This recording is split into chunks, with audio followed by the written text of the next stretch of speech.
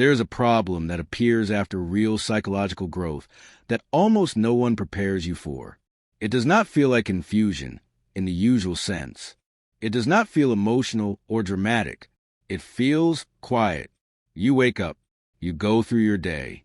You function. But something is missing. The internal voice that used to say, "This is who I am. This is what I do.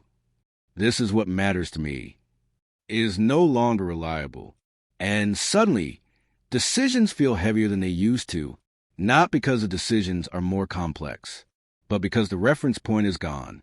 People describe this moment in similar ways. I don't know how to decide anymore.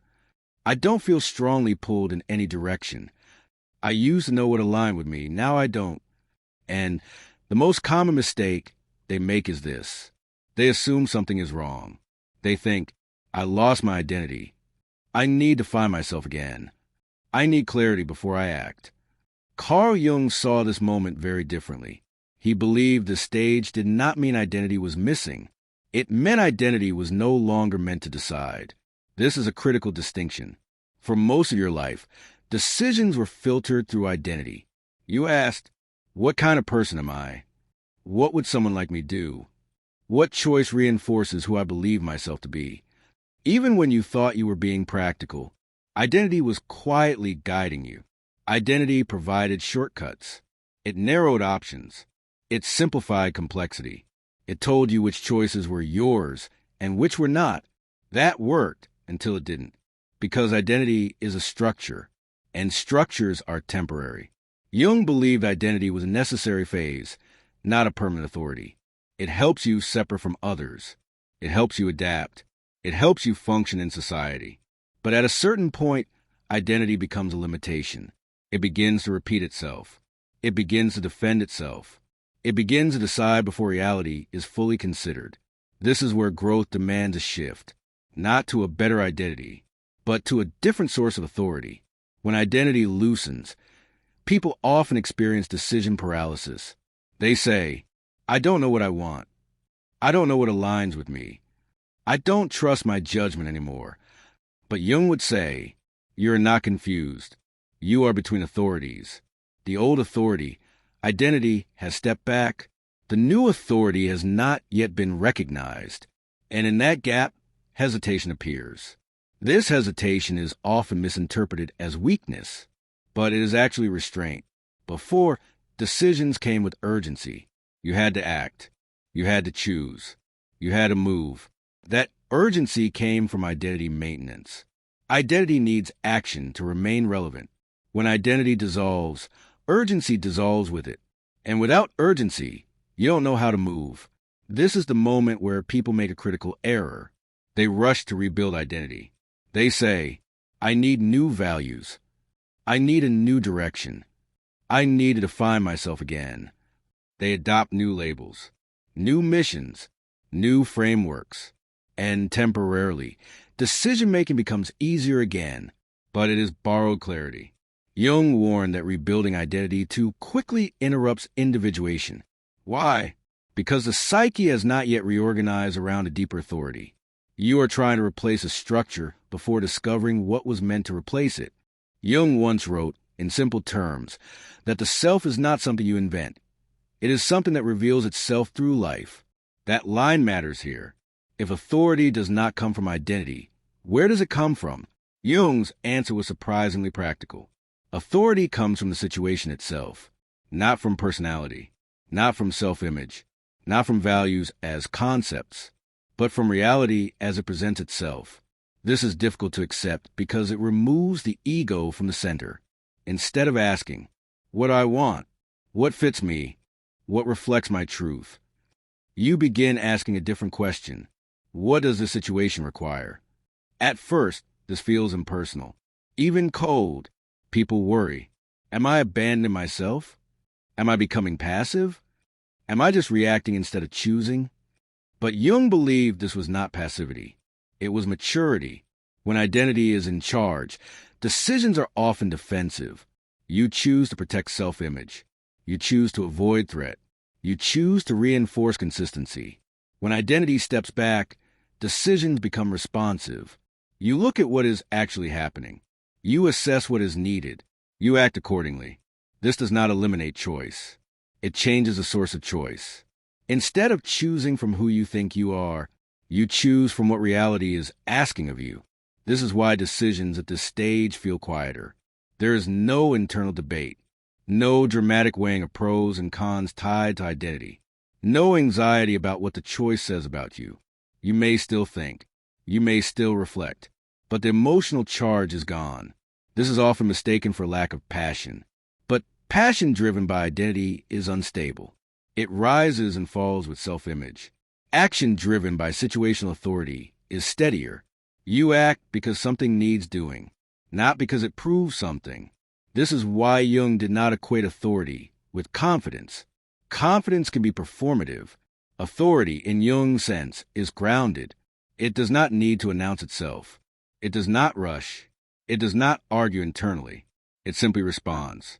Here is where this becomes practical. Imagine a simple decision. Before, you might have asked, is this aligned with who I am? Does this fit my values? Is this the right direction for me? Now those questions feel empty. Instead, a different awareness emerges. You notice what is actually in front of you, what needs attention, what you have capacity for, what would reduce unnecessary friction. This is not intuition in the mystical sense. It is contact with reality without identity distortion. Jung believed the self operated through this contact, not through ideals, not through narratives, but through alignment between inner capacity and outer demand. This is why people at this stage often feel less dramatic about decisions. They no longer see decisions as defining moments. They see them as responses. You respond and move on. This creates a strange sense of ordinariness. And ordinariness feels wrong if you expect growth to feel heroic. But Jung never framed individuation as heroic. He framed it as becoming functional at a deeper level. Functionality here does not mean efficiency. It means appropriateness. You do what fits. No more. No less. This has consequences. You stop overcommitting. You stop taking responsibility for things that are not yours. You stop saying yes out of identity obligation. You stop saying no out of identity defense. Your yes becomes cleaner. Your no becomes quieter. You may notice that you explain yourself less, not because you are secretive, but because explanation was tied to identity justification. Without identity at stake, justification feels unnecessary. This often makes others uncomfortable. They are used to people explaining themselves. Explaining proves identity is present. When you don't explain, they may project. You've changed. You're distant. You're vague. But internally, something has stabilized. You are no longer negotiating authority. This is where many people worry about ethics. They ask, if I'm not guided by values or identity, how do I know what's right? Jung did not believe ethics came from ideology. He believed ethics emerged from wholeness. When the psyche is not divided, action naturally avoids extremes, not because of rules, but because imbalance creates discomfort. This is subtle but important. At this stage, you don't need to ask, is this right or wrong? You feel when something is misaligned. It creates tension, drain, resistance, and you feel when something fits. There is ease, stability, no inner argument. This is not emotional pleasure. It is coherence. Coherence is a signal. This is why decision-making without identity feels slower at first. You are no longer using shortcuts. You are waiting for alignment to reveal itself. This waiting is not indecision. It is restraint. Restraint is often misunderstood as weakness, but restraint requires confidence in something deeper than ego. Jung believed that when the self governs, the ego becomes an instrument. It executes decisions. It communicates them. It carries them out, but it does not originate them. This reversal is profound because it means you stop forcing clarity. Clarity arrives when the situation has been fully perceived, not when anxiety demands it. This is the central problem video 06 addresses. You are not stuck because you lack identity. You are stuck because you're trying to decide from a structure that is no longer meant to lead. Once you stop asking identity-based questions, something shifts. Decisions may still take time, but they no longer feel heavy. They feel inevitable. You move when it's time. You pause when it's not. And you stop punishing yourself for not knowing. This is authority without identity. Not dramatic, not mystical, practical, grounded, quiet. And once it stabilizes, you do not return to identity-based decision-making easily, because identity now feels like noise. Once identity stops deciding, another confusion appears. Even when decisions begin to feel clearer, even when action becomes simpler, many people feel uneasy about how they are acting. They say things like, I feel less personal than I used to. I don't feel as emotionally invested. I'm doing the right things, but it feels strangely neutral. And this neutrality worries them. They fear they are becoming cold, detached, uncaring. This fear is understandable. For most of your life, emotion and identity were tightly linked. You cared because something mattered to you. You felt motivated because something expressed who you were. You felt responsible because something reflected your values. When identity steps back, those emotional reinforcements soften, and without them, action can feel impersonal. Carl Jung anticipated this confusion. He understood that when the ego no longer governs, action no longer carries emotional charge of self-definition. But he did not see this as a loss of ethics. He saw it as a shift in where ethics come from. Before, ethics were personal. You acted because it felt right to you. You avoided harm because it conflicted with your self-image. You took responsibility because it aligned with your identity as a good person. That form of ethics is not wrong, but it is unstable. Because when identity feels threatened, ethics often collapse. People justify harmful behavior when their self-image is at risk. They compromise values to protect belonging. They abandon responsibility when it no longer feels rewarding. Jung believed that true ethical behavior could not depend on identity. It had to emerge from wholeness. When the psyche is not divided, certain actions simply do not fit, not because they violate a rule, but because they create inner friction. This friction is not guilt. It is misalignment. And misalignment is felt immediately when ego defenses are no longer filtering experience. This is why authority without identity can feel impersonal. You are no longer acting to be something. You are acting to respond to reality. The emotional tone changes. There is less drama, less moral self-congratulation, less inner storytelling about being right. But there is also less self-deception. This is where many people become uncomfortable. They ask, if I don't feel strongly about my actions, how do I know they're right? If I'm not emotionally invested, am I avoiding responsibility? The answer is subtle. Responsibility has not disappeared. It has changed shape. Before, responsibility was often role-based. You were responsible because you were the reliable one, the good one, the strong one, the helper. Those roles were part of identity. They motivated action, but they also distorted it. You took responsibility where it didn't belong. You overextended. You carried burdens to maintain self-image. When identity dissolves, role-based responsibility dissolves with it. What replaces it is situational responsibility. You are responsible for what is actually yours to respond to. No more, no less. This feels impersonal because it is no longer about proving anything. You do not act to confirm who you are. You act because something needs attention. And when it no longer does, you stop. This precision is often mistaken for detachment, but detachment avoids involvement. Situation responsibility involves fully, but selectively. You are present where you are needed. You are absent where you are not. There's no guilt about either. This is one of the most difficult shifts for people who were previously defined by being needed. They feel selfish when they stop overfunctioning. But Jung would say they are becoming accurate. Accuracy replaces virtue signaling. This is also why others may react negatively to you at this stage. They were used to your identity-driven behavior. They relied on it. They expected you to always explain, always justify, always accommodate, always carry emotional weight. When you stop doing this, they feel destabilized. They may accuse you of being distant, being cold, being different. And they are right. You are different. but not because you care less, because you care without self-reference. Caring without self-reference feels strange in a culture built on personal motivation. People expect caring to be emotional, expressive, and identity-affirming. But Jung believed that caring rooted in identity was fragile. It depended on recognition. Caring rooted in presence does not. You do what is required, even when no one notices. You stop doing what is unnecessary, even when others expect it.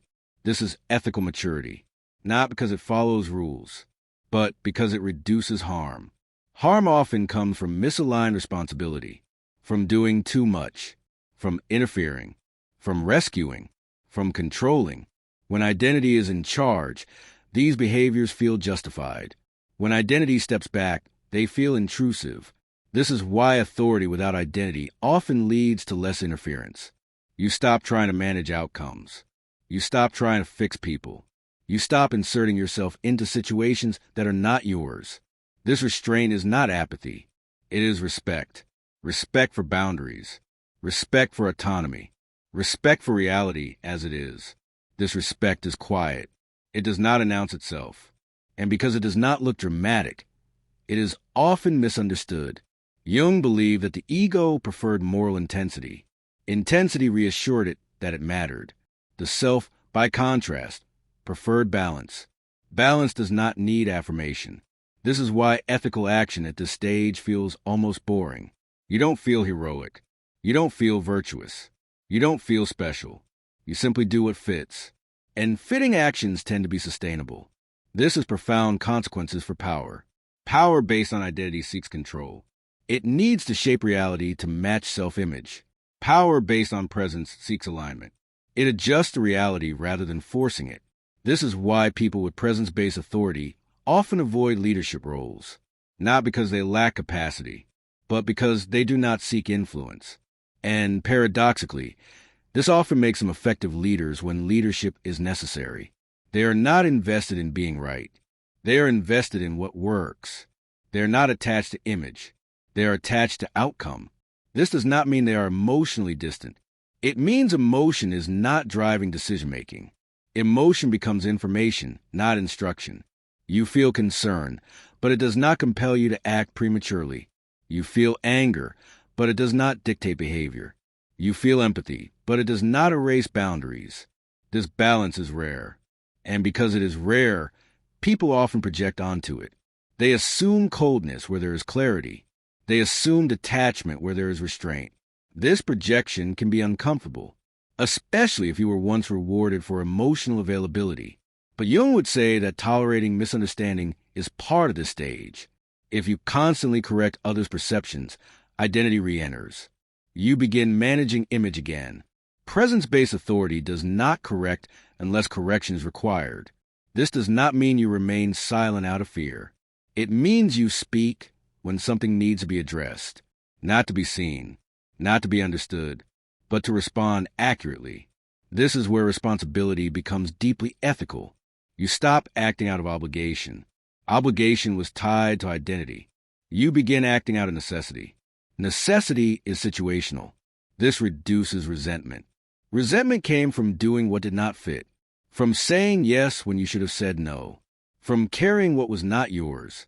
When responsibility is precise, resentment fades, not because you are more tolerant, but because you are no longer violating yourself. This is another reason authority, without identity, feels calmer. There is less internal protest, less quiet anger, less exhaustion, not because life is easier, but because you are no longer overextending. Jung believed this stage was essential for psychological health. Without it, people either become rigid moralists or burned-out helpers. With it, they become grounded contributors. They get what fits. They withdraw when necessary. And they do not confuse either with worth. This is the ethical core of authority without identity. It does not rely on personal goodness. It relies on coherence. Coherence naturally limits harm, because harm creates dissonance. And dissonance is immediately felt when ego defenses are gone.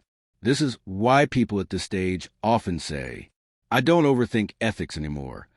I don't struggle with guilt the way I used to. I know when something is wrong without arguing about it. This knowing is not certainty. It is sensitivity. Sensitivity to misalignment. And misalignment feels uncomfortable enough to correct itself, not through rules, through awareness.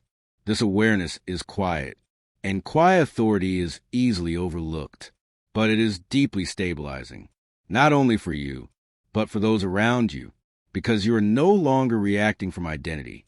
You are responding from presence. This creates trust, not emotional trust, structural trust. Others may not know why they feel calmer around you, but they do, because nothing in you is trying to control them. This is authority without identity. Impersonal, yes, but ethical in a way that does not depend on personality.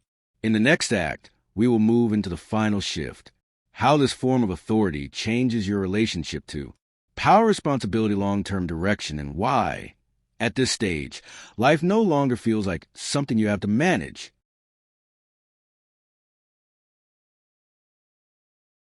After authority shifts away from identity, after decisions no longer come from self-image, a final question inevitably appears.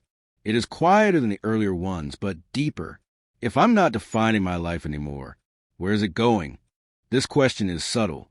It is not anxiety-driven. It does not feel urgent, but it lingers, because for most of your life, direction came from identity. You moved toward goals that matched who you believed you were. You avoided paths that threatened your self-concept. You measured progress by how well your life matched your internal story. When identity dissolves, that map disappears. And without a map, people assume they are drifting. Carl Jung understood this fear well. He knew that when narrative authority collapses, the ego interprets it as loss of direction. But Jung did not believe direction came from planning the self. He believed direction emerged from engagement with life itself.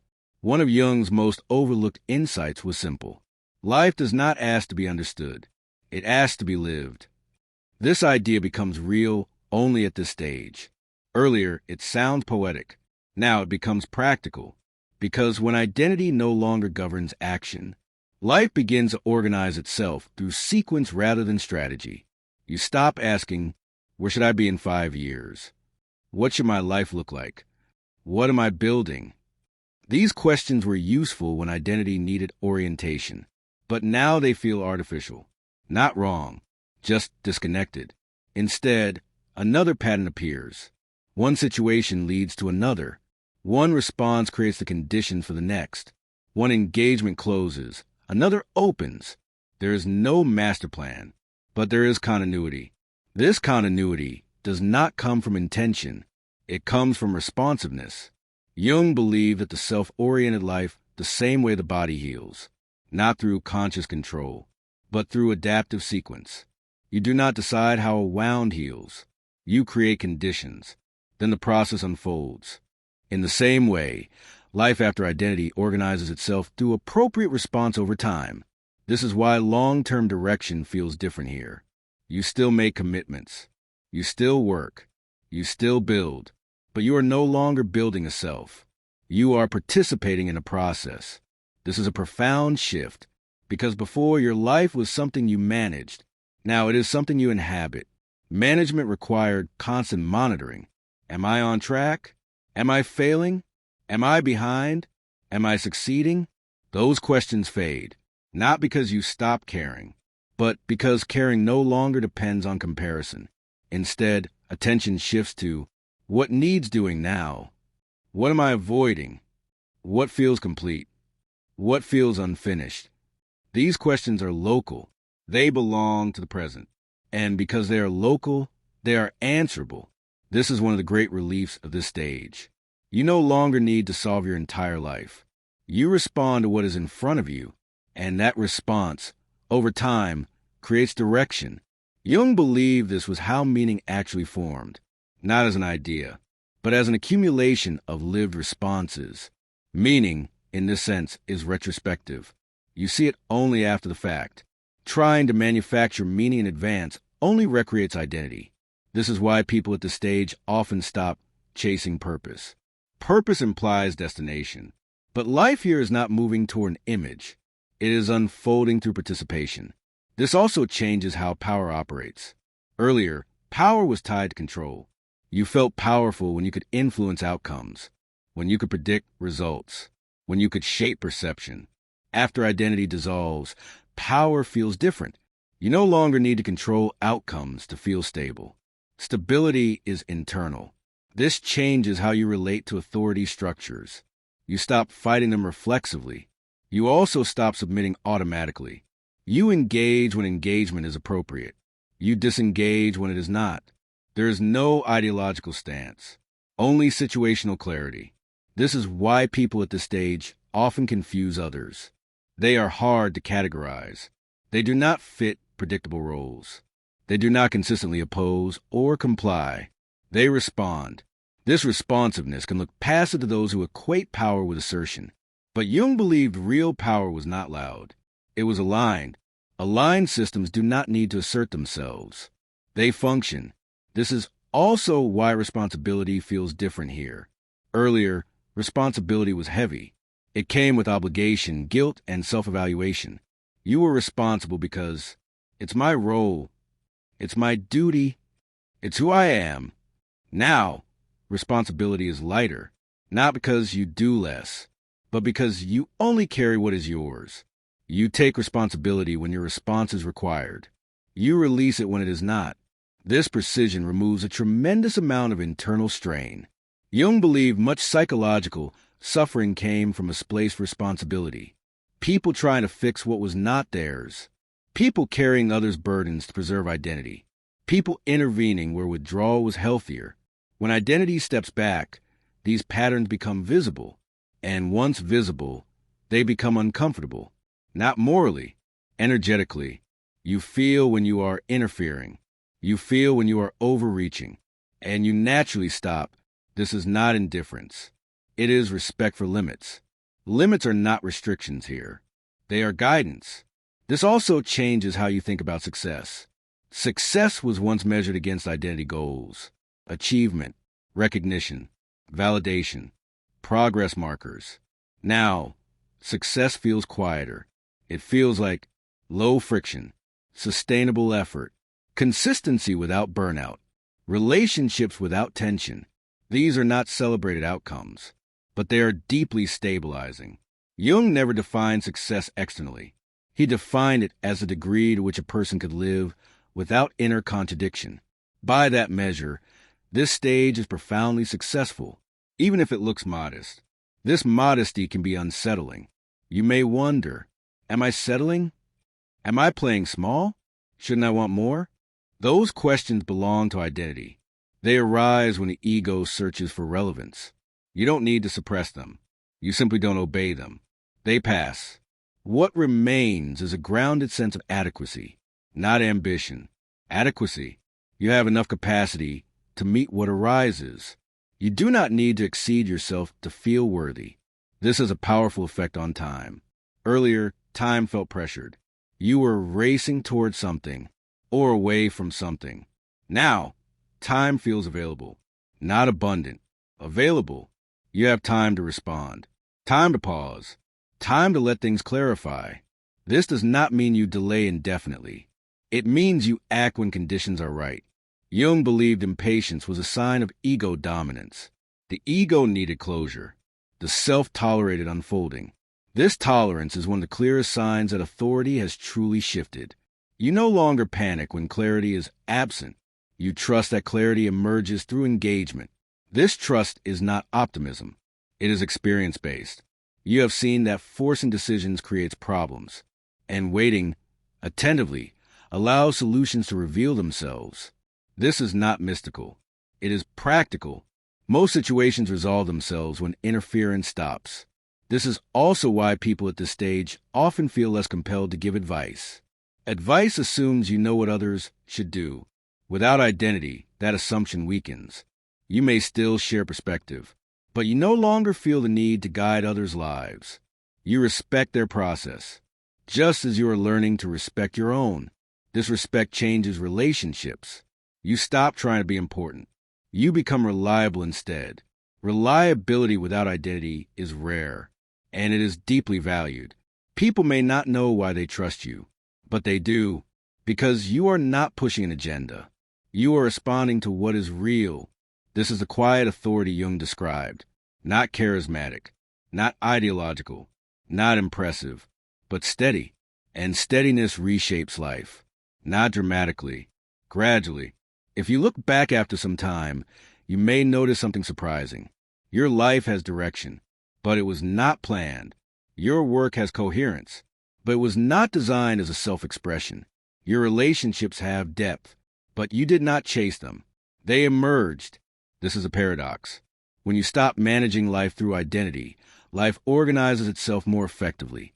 Not because you are passive, but because you're no longer interfering. Jung believed that individuation was not about becoming exceptional. It was about becoming functional at the level of the whole. Functional for yourself. Functional for others. Functional for life. This is not glamorous, but it is real, and real things endure. If you are in this stage now, you may feel uncertain how to describe it. You may feel less interesting to yourself, less dramatic, less defined. That does not mean you are lost. It means you are no longer centered on an image. You are centered on presence. From that center, authority does not shout. It does not insist. It does not justify. It responds. And response, repeated over time, creates a life, not a story. A life, this is the inner shadow signal. And when authority no longer comes from identity, you do not need to know who you are to move forward. You only need to remain present to what is real.